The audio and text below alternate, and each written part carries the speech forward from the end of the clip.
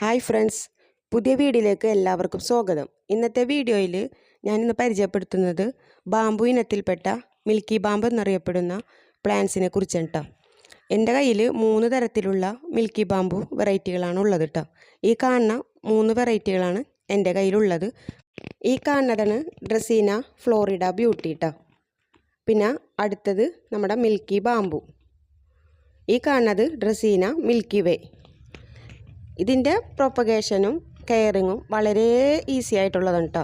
ഇത് നമുക്ക് ഏത് മടിയന്മാർക്കായാലും ജോലി തിരക്കുള്ളവർക്കായാലും ഇൻഡോറായിട്ടും ഔട്ട്ഡോറായിട്ടും സിമ്പിളായിട്ട് വളർത്താൻ പറ്റുന്ന ചെടികളാണ്. ഇതിൻ്റെ പ്രൊപ്പഗേഷനും വളരെ ഈസിയാണ്. അപ്പോൾ നമുക്ക് ഇതിൻ്റെ കെയറിങ് എങ്ങനെയാണെന്ന് വെച്ചിട്ടുണ്ടെങ്കിൽ, ഇതിൻ്റെ സോയിലിൽ നമ്മൾ തൊട്ട് നോക്കുമ്പോൾ നനവില്ലാന്നുണ്ടെങ്കിൽ മാത്രം നമുക്ക് വെള്ളം ഒഴിച്ചു കൊടുത്താൽ മതി. വേറെ പരിചരണത്തിൻ്റെ ഒരു ആവശ്യം നമുക്കിതിൽ കൊടുക്കേണ്ട കാര്യമില്ല.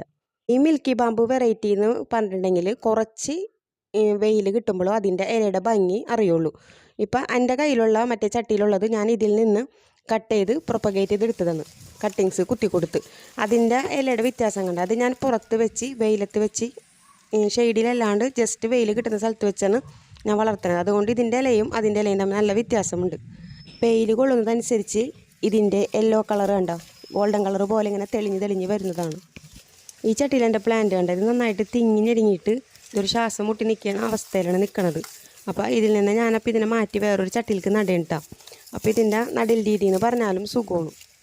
അതിനായിട്ട് ഞാനിവിടെ ഇങ്ങനത്തെ 3 വലിയ ചട്ടികളാണ് എടുത്തേക്കണത്. പോട്ടി മിക്സായിട്ട് എടുത്തേക്കണത് നമ്മുടെ ഗാർഡൻ സോയിൽ എടുത്തിട്ടുണ്ട്. പിന്നെ അതിലേക്ക് ഇട്ട് കൊടുക്കണത് ചകിരിച്ചോറ് ഇട്ട് കൊടുക്കുന്നുണ്ട്. കുറച്ച് ചകിരിച്ചോറ് നമ്മൾ എന്നും വെള്ളം ഒഴിച്ച് കൊടുക്കാത്ത കാരണം കൊണ്ട് ഈർപ്പം നിലനിർത്താൻ വേണ്ടി ഞാൻ ഇതിൽ കുറച്ച് ചകിരിച്ചോറ് ആഡ് ചെയ്ത് കൊടുക്കാറുണ്ട്. അപ്പോൾ നമ്മളിലുള്ള എത്ര പ്ലാന്റ് അതനുസരിച്ച് നമുക്ക് ചകിരിച്ചോറ് ആഡ് ചെയ്ത് കൊടുക്കുക. അപ്പോൾ ഞാൻ 3 പ്ലാന്റിൽ കൊടുക്കാനുള്ള കണക്കാക്കിയാണ് ഇട്ട് കൊടുക്കുന്നത്. പിന്നെ നമ്മൾ ഇട്ട് കൊടുക്കുന്നത് പെർലൈറ്റാണ്. ഇത് ഉണ്ടെങ്കിൽ മാത്രമേ ഇട്ട് കൊടുത്താൽ മതി. ഇപ്പം എൻ്റെ കയ്യിൽ ഉള്ളതിൻ്റെ പേരിലാണ് ഞാനിത് ആഡ് ചെയ്ത് കൊടുക്കുന്നത് കേട്ടോ. ഇത് വായു സഞ്ചാരം നമ്മളെ ഇതിലേക്ക് കിട്ടാൻ വേണ്ടി, ചെടികൾക്ക് കിട്ടാൻ വേണ്ടി അത് ആഡ് ചെയ്ത് കൊടുക്കുന്നത്. പിന്നെ ചേർക്കുന്നതാണ് നമ്മൾ ചാണകപ്പൊടിയും നമ്മളെ ആവശ്യത്തിനനുസരിച്ച് നമ്മളെ കയ്യിലുള്ള പ്ലാന്റ്സിൻ്റെ എണ്ണം അനുസരിച്ച് നമുക്ക് ആഡ് ചെയ്ത് കൊടുക്കാവുന്നതാണ്. പിന്നെ ചേർത്ത് കൊടുക്കുന്നത് നമ്മൾ കുറച്ച് വേപ്പും പിണ്ണാക്ക്.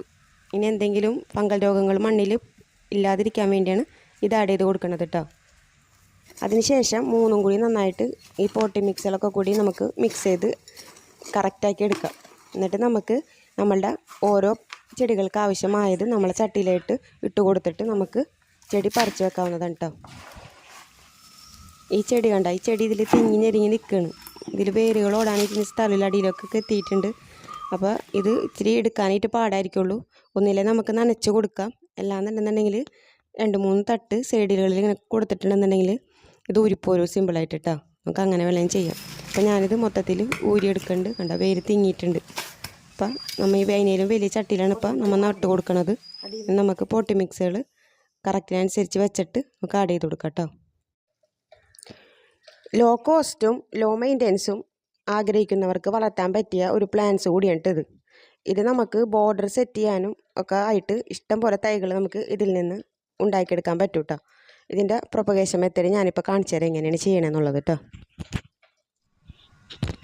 ഇതിൻ്റെ പ്രൊപ്പഗേഷൻ മെത്തേഡ് എന്ന് വെച്ചാൽ സിമ്പിളാണ് കേട്ടോ. ഇത് ഇങ്ങനത്തെ ഒരു കട്ടിങ്സ് നമുക്ക് മുകളിൽ നിന്ന് എടുക്കാം. ഇപ്പം ഞാനെന്ന് വെച്ചിട്ടുണ്ടെന്നുണ്ടെങ്കിൽ ഇവിടെ നമുക്ക് തടസ്സമായിട്ട് മുകളിലേക്ക് വരുമ്പോൾ ഞാനിവിടെ ഇൻഡോർ വെക്കുമ്പോൾ തടസ്സമായിട്ട് നമുക്ക് തോന്നുന്ന കട്ടിങ്സുകൾ ഞാനിങ്ങനെ കട്ട് ചെയ്തെടുത്തിട്ട് അതിൻ്റെ അടിയിൽ നിന്നുള്ള ഇല കളഞ്ഞിട്ട് ഇങ്ങനെ കുത്തി വെക്കുകയാണ് ചെയ്യുക കേട്ടോ. ഇപ്പം ഈ മെത്തേഡിൽ തന്നെ നമുക്കിത് വെള്ളത്തിലിട്ട് വളർത്തുകയും ചെയ്യാം. വെള്ളത്തിലിട്ട് ഒരാഴ്ച കഴിയുമ്പോഴത്തേനും വേര് വന്നിട്ട് നമുക്കത് മാറ്റി ഇങ്ങനെ നട്ട് കൊടുക്കാവുന്നതാണ്. അപ്പോൾ നമുക്ക് ഇഷ്ടം പോലെ തൈകൾ നമുക്ക് ഇതിൽ നിന്ന് ഉണ്ടാക്കിയെടുക്കാൻ സാധിക്കും. അപ്പോൾ ഞാനിതുപോലെ നമ്മുടെ 3 പ്ലാന്റ്സും വലിയ ചട്ടികൾക്ക് പകർത്തി കൊടുക്കുന്നുണ്ട് കേട്ടോ.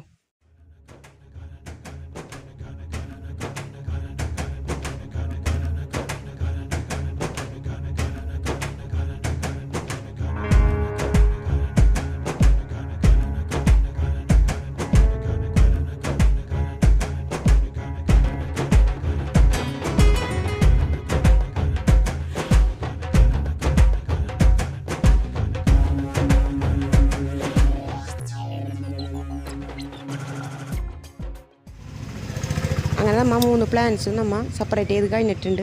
അപ്പോൾ ഞാൻ ഇതിൻ്റെ ഓരോന്നിൻ്റെയും കട്ടിങ്സ് എടുത്ത് പ്രൊപ്പഗേറ്റ് ചെയ്യാനായിട്ട് സെപ്പറേറ്റ് ചെയ്ത് വെക്കുന്നുണ്ട് കേട്ടോ. അതിനുശേഷം നമുക്ക് ഈ പ്ലാന്റ്സിനൊക്കെ ഫുള്ള് പൊടികളുണ്ട്, അതൊക്കെ നമുക്ക് കളഞ്ഞ് നന്നായിട്ട് ഷെവർ ചെയ്ത് നിർത്തി കൊടുക്കണം. അപ്പോൾ നമുക്കിങ്ങനെ എടുത്ത് ഇടയ്ക്കിടയ്ക്ക് ഷവർ ചെയ്ത് കൊടുക്കണം നല്ലതായിരിക്കും കേട്ടോ. ഇപ്പോൾ ഞാൻ നട്ടിട്ട് വെള്ളം ഒഴിച്ചിട്ടില്ല, അപ്പോൾ അതുകൊണ്ട് എല്ലാം കൂടി ഒരുമിച്ച് അങ്ങോട്ട് ഇതിൽ ചെയ്ത് കൊടുക്കുകയാണ് ചെയ്യണത് കേട്ടോ. ആദ്യമായിട്ടാണ് വീഡിയോ കാണുന്നതെങ്കിൽ സബ്സ്ക്രൈബ് ചെയ്യാനും സപ്പോർട്ട് ചെയ്യാനും മറക്കരുത്. ഇതുപോലെയുള്ള വീഡിയോയുമായി നമുക്കിനി വീണ്ടും കാണാം.